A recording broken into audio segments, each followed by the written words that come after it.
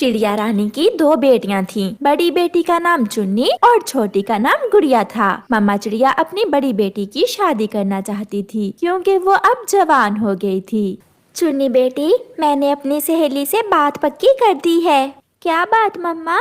आपकी शादी की। वो चिड़ा बहुत अच्छा और मेहनती है बेटी, वो आपको हमेशा खुश रखेगा। चुन्नी बहन, आप हमें याद किया करोगी क्या? मम्मा, मुझे नहीं शादी करनी आपकी सहेली के बेटे से, उसके पंख मुझे अच्छे नहीं लगते।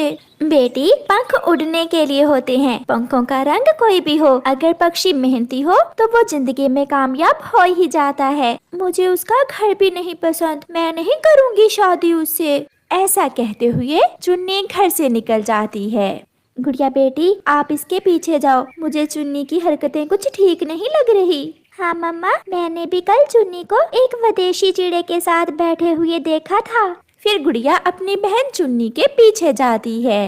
तुम अपनी माँ को साफ साफ क्यों नहीं बता देती कि तुम मुझसे शादी करना चाहती हो? मुझे डर लगता है मम्मा से, मम्मा डांटेगी। अगर ऐसे चुप रही तो तुम्हारी मम्मा तुम्हारी शादी उस बदसूरत पंखों वाले चिड़े से कर देगी। उससे तो मैं कभी शादी नहीं करूँगी। तो फिर आज ही अपनी मम्मा से बात करो। अगर तुम नहीं कर सकती तो मैं जाता हूँ, मैं बात कर लेता हूँ तुम्हारी मम्मा से। मुझे डर लगता है, आप ही कर ले मेरी मम्मा से बात। गुड़िया दूसरे पेड़ पर बैठी हुई सब सुन रही थी। वो भागी भागी अपने घर जाती है।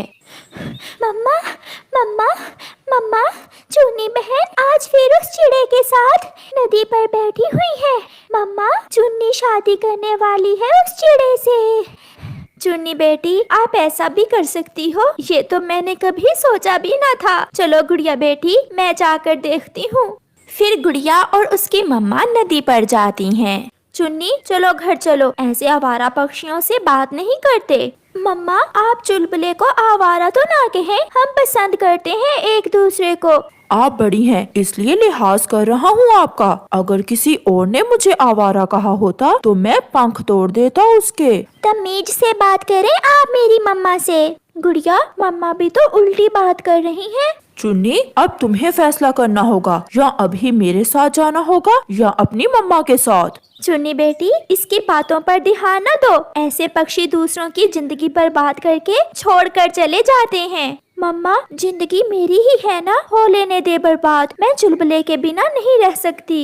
चले चुन्नी, मैं इस बुढ़िया की और बातें नहीं सुन सकता। चुन्नी बहन, अपनी मम्मा की इतनी बेइज्जती, ये सब तुम्हारी वजह से हो रहा है। मम्मा ने क्या क्या नहीं किया हमारे लिए।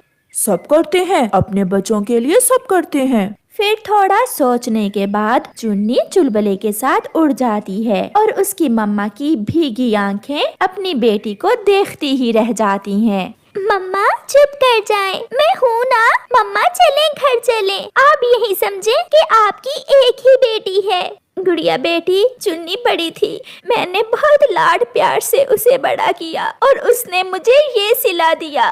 उसने मुझे ये सिला दिया मेरे प्यार का कि रास्ते में ही खड़े खड़े मुझे छोड़कर चली गई मेरी बेटी। फिर रोते हुए गुड़िया और उसकी मम्मा घर चली जाती हैं। चुन्नी और चुलबुला शादी कर लेते हैं और चुलबुला चुन्नी को घर ले जाता है। बेटा, ये चिड़िया कौन है? माँ, ये मेरी पत्नी है।